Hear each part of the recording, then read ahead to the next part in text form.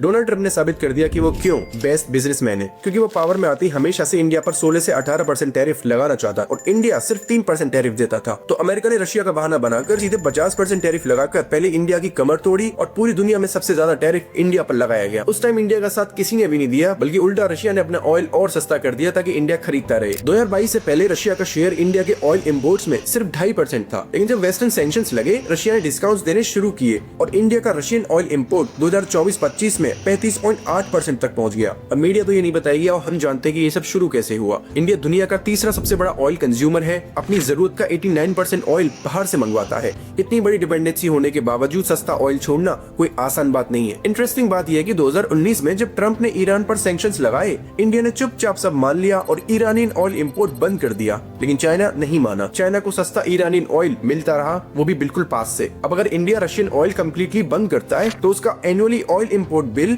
9 से 11 billion dollars बढ़ सकता है। ये सीधा इन्फ्लेशन और फ्यूल प्राइसेस पर इम्पैक्ट डालेगा। अब ये जो डील अमेरिका के साथ अचानक हुई है, इसका रीजन तो नहीं पता, लेकिन लग रहा है कि इंडिया रशियन ऑयल खरीदना बंद करेगा। अमेरिकन प्रोडक्ट्स पर तो टैरिफ 0 रहेगा और 500 बिलियन डॉलर्स का अमेरिकन सामान इंडिया खरीदेगा, जिसमें अमेरिका के एग्री प्रोडक्ट्स भी होंगे और बदले में टैरिफ 50% से 18% कर दिया जाएगा। अब ये सच है कि शॉर्ट टर्म के लिए इंडियन बिजनेसेस को राहत मिलेगी, लेकिन लॉन्ग टर्म में इंडिया की कमर टूट जाएगी। और इतना सब होने के बाद पीएम मोदी अपनी पार्टी ऑफिस में ऐसे स्वागत करवा रहे हैं जैसे कोई जंग जीत कर आए हो। अब उम्मीद करते हैं कि डील सिर्फ ट्रंप के कार्यकाल तक हो, उससे ज्यादा लंबी ना चले।